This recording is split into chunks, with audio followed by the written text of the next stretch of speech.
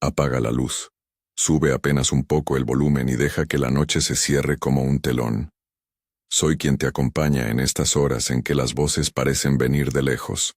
Hoy, en esta entrega de Octubre de Horror, traigo 5 historias reales, 5 premoniciones que para quienes las vivieron, cambiaron el curso de la vida. Algunas llegaron como sonidos, otras como imágenes, a veces como olores o sueños insistentes. ¿Coincidencia o aviso? Quédate hasta el final y decide por ti mismo. 1. El tecolote que cantó 7 veces.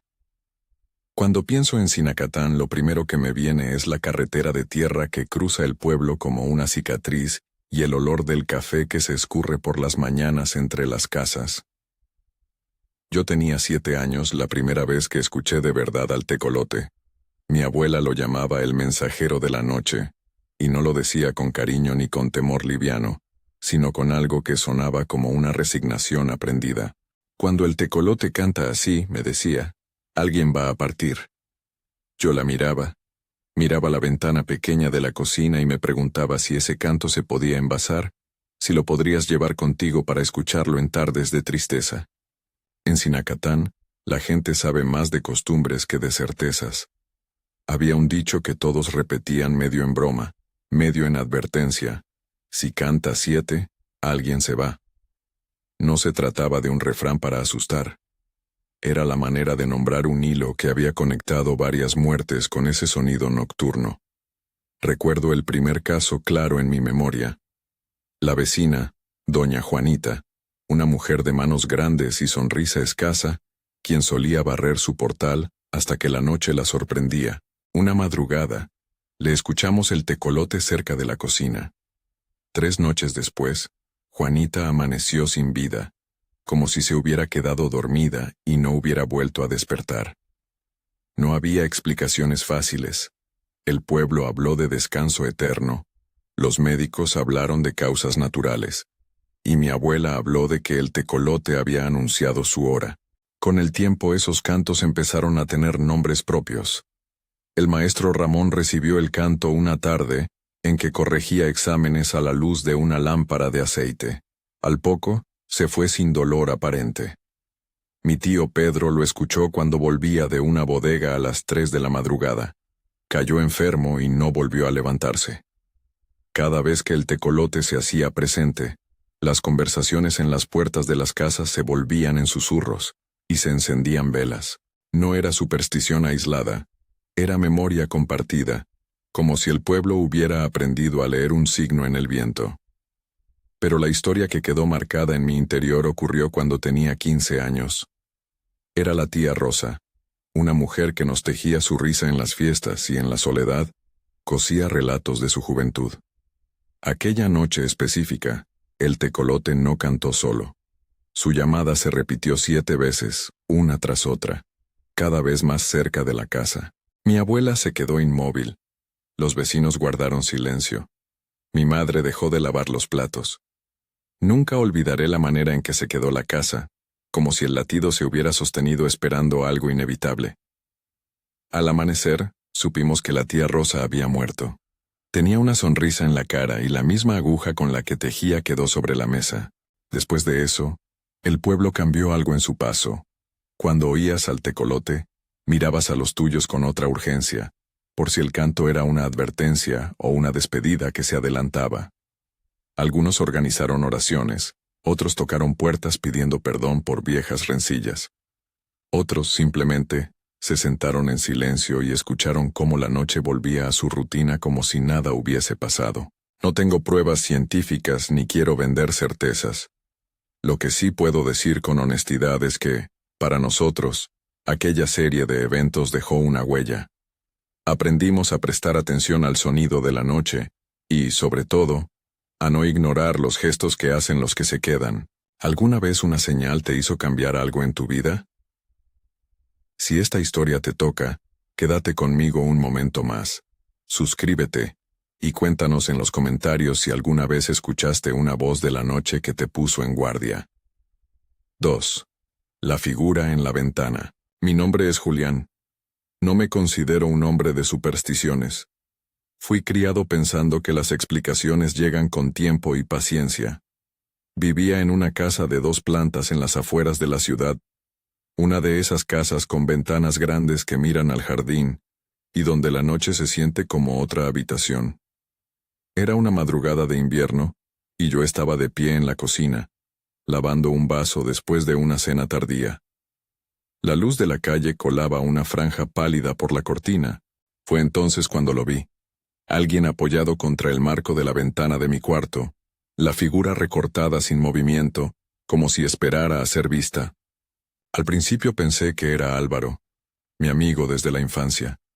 Salí del cuarto sin pensar demasiado y abrí suavemente la ventana. La calle estaba desierta. El aire cortaba como un hierro caliente y no había huellas. Volví a mirar hacia arriba, y la sensación de que alguien había estado allí seguía adherida a la ventana, como si el vidrio aún recordara un abrazo recién dejado. Llamé a Álvaro por teléfono. Contestó con su voz habitual, sorprendido de que lo despertara.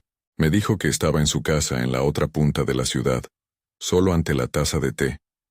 Al principio reímos la broma, pero algo en mi estómago se apretó. Los días siguientes lo comenté con distancia. ¿Viste la sombra en mi ventana? Su respuesta fue una pequeña sonrisa en la memoria, una negación. No salí esa noche, Juli.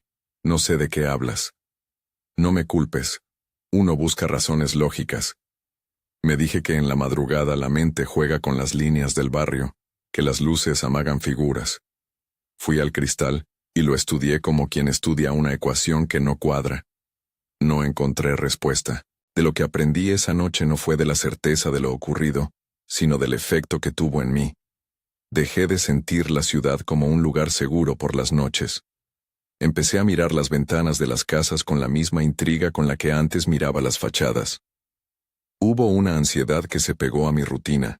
Cada vez que la puerta chirriaba, esperaba ver a alguien asomado. No es una premonición con un desenlace inmediato. Fue más bien un aviso que se alojó como una inquietud. Una advertencia que no tenía nombre. Lo que ocurrió más adelante estuvo fuera de mi control, y sin embargo, pareció conectar con aquella aparición. Álvaro y yo tuvimos un domingo de cementerio que recuerdo con una exactitud que duele. Pero eso será la siguiente historia.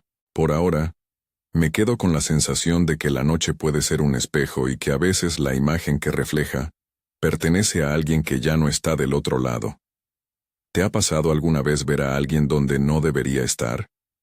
¿Abriste la puerta o te quedaste con la duda? Piénsalo mientras seguimos adelante. 3. El paseo entre las lápidas. Si hay un lugar donde las despedidas se vuelven silencios visibles, ese es el cementerio. El domingo en cuestión hacía viento, y las hojas se movían como manos que niegan algo. Álvaro y yo fuimos sin plan.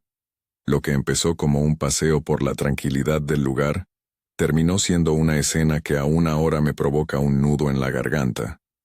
Caminábamos entre filas de lápidas, con voces lejanas que se mezclaban con el rumor del viento. Álvaro silbaba una canción corta. Teníamos esa costumbre, un silbido que usábamos para encontrarnos en horas de confusión. Yo dejé de caminar por un momento, y cuando lo miré, lo vi entre las tumbas. Estaba más cerca de lo que recordaba, con la espalda recta, como si pasara revista a los nombres. Le grité el silbido en broma. Él me contestó con otra nota, pero su respuesta fue vacía. Se quedó inmóvil, como si en esas filas de piedra hubiera encontrado algo que lo clavara. Me acerqué sin pensar y tropecé con una placa. Álvaro seguía ahí, mirando hacia una tumba sin decir palabra. ¿Qué pasa?, le pregunté. Me respondió con una frase corta que ahora repito en silencio. No lo sé, Juli. Siento que alguien me llama. Seguimos caminando.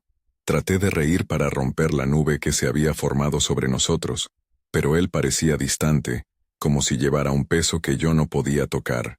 No sé si fue mi imaginación, pero a cierta distancia juraría haberlo visto detenerse y volverse hacia un hueco entre las lápidas. Lo perdí de vista por un instante y, cuando volví a buscarlo, no estaba. La última vez que supe de él en ese paseo fue una figura que se diluía en el sendero, con la camisa moviéndose por el viento. Lo extraño no fue solo su desaparición momentánea, sino la rapidez con que la realidad se cerró después. 2 días más tarde me llamaron. Fue una noticia que todavía me repite en la piel: accidente laboral.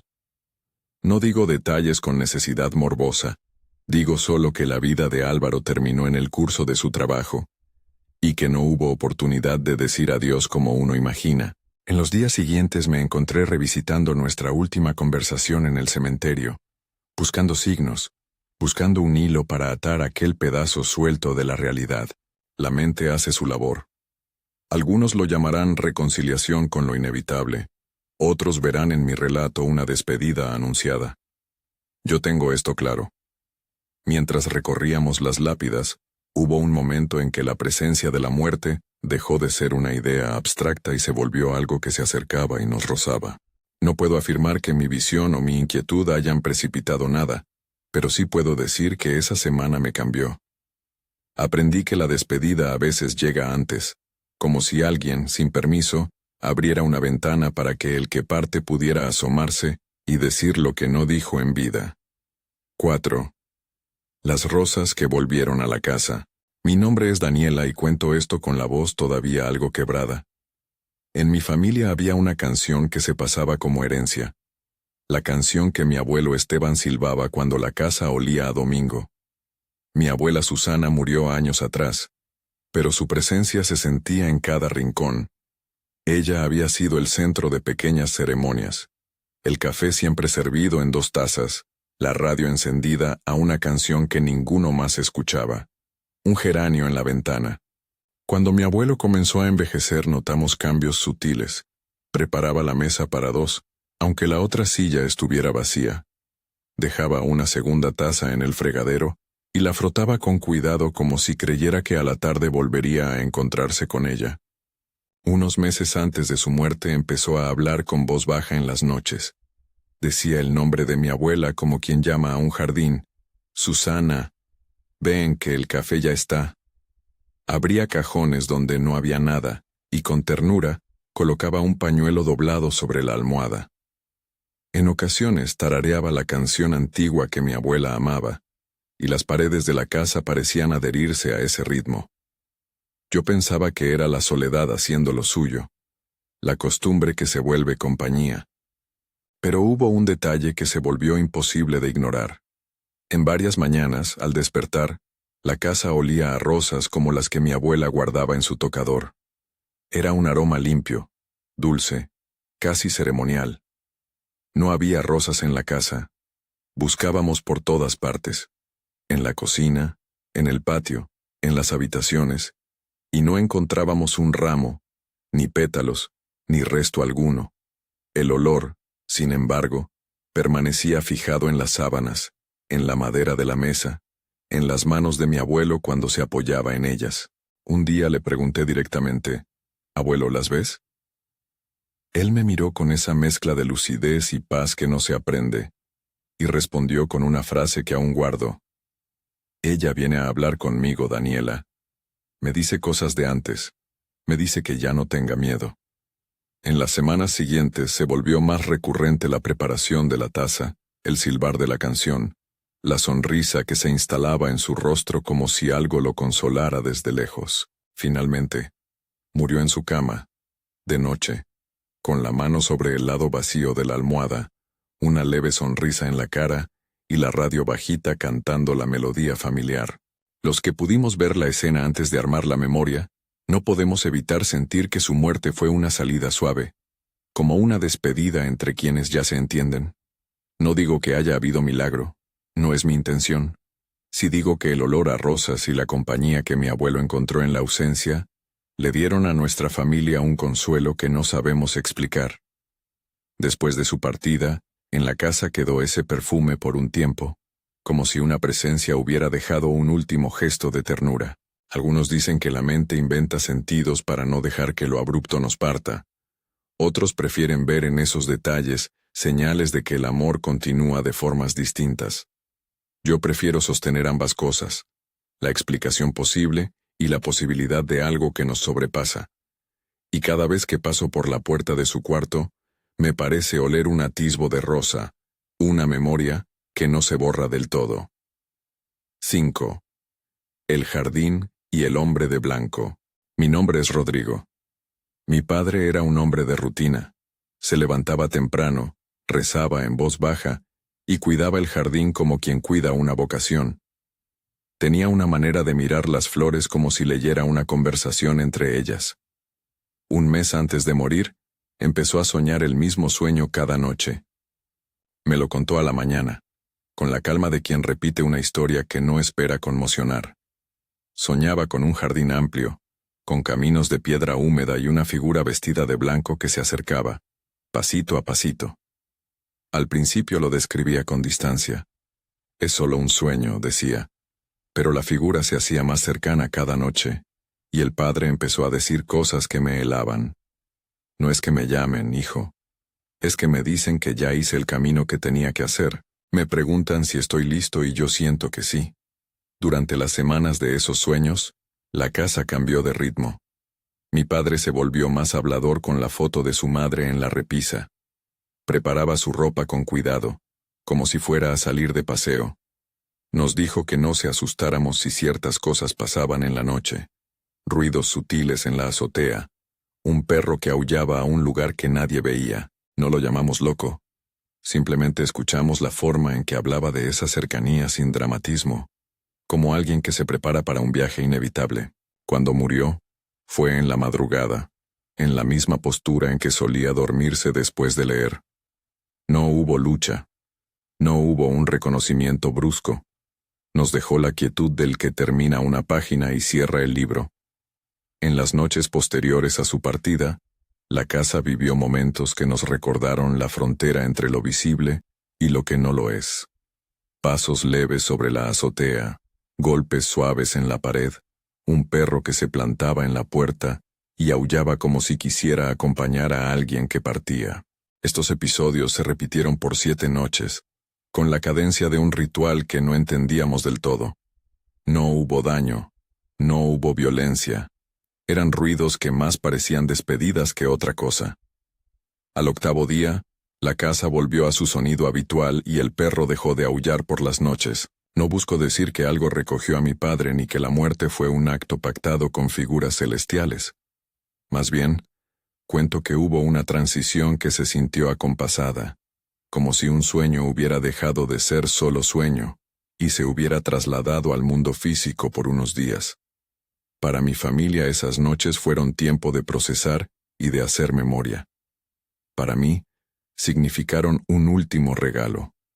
La posibilidad de ver que los que se van a veces dejan señales que se parecen a una caricia. Conclusión, entre aviso y coincidencia. 5 relatos distintos. 5 maneras de que la muerte se asome antes de lo que esperamos.